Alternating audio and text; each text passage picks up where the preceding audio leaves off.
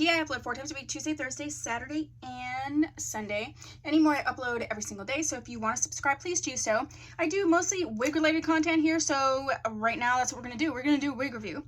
This was a requested wig, and this is the Sensational Cloud 9 What Lace Collection with the HD waist, really, with the HD lace. And this is Miss Reyna, and I have her in the color Money Piece Caramel. Miss Reyna is heat safe up to 350 to 400 degrees. I scooped her up from Ebony Line for $49.96. I include all the clips on how I got her together initially and then how I did her in this sort of updo. Let's talk about some pros and cons, okay? You can see the cap construction in the clips after I do this review. This chick is a thick wig, thick and long. So to me, that's actually a con. If you know anything about me, I love a super long wig. So it's not necessarily the length, it's the length plus the density plus it's just too much. To me, it's too much. It needs to be thinned out. It almost needs to be like more like this much hair. The curl pattern is pretty to me. It's soft, it's a yucky texture, but it's like a natural curly type situation. I think this could be a multicultural option for those of you who have natural curly hair. Not, you know, permed hair, but natural curly hair. It's got the HD lace. I didn't do a ton with it. I feel like you can still see the knots. I could cover that up more. I just didn't really feel like it. Mostly because I wasn't feeling the wig. Right now I'm going to use just like powder to do it. But if I were to wear this, I probably would use some like Sally's. I'd probably use like this on the knots to cover the knots up. It's not horrible, but I put it up in a top knot because, again, like it's so much hair. You see all this hair, just imagine all this too.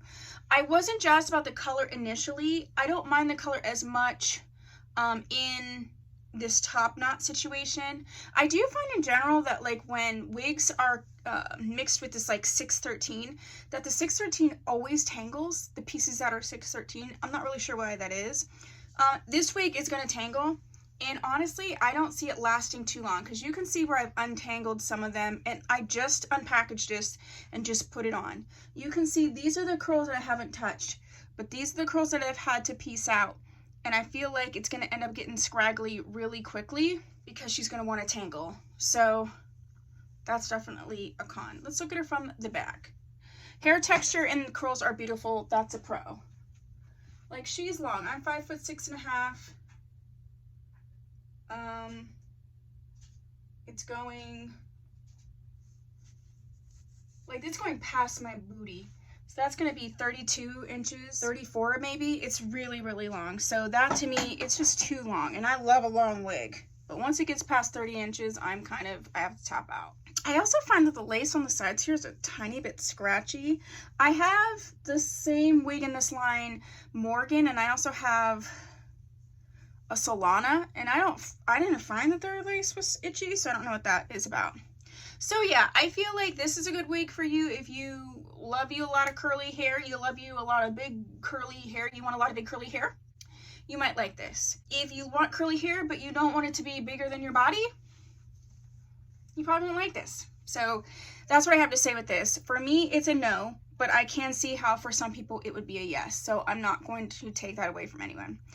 That's really all I have for you. The clips on how I got her together and how I put her in the top knot will be after this.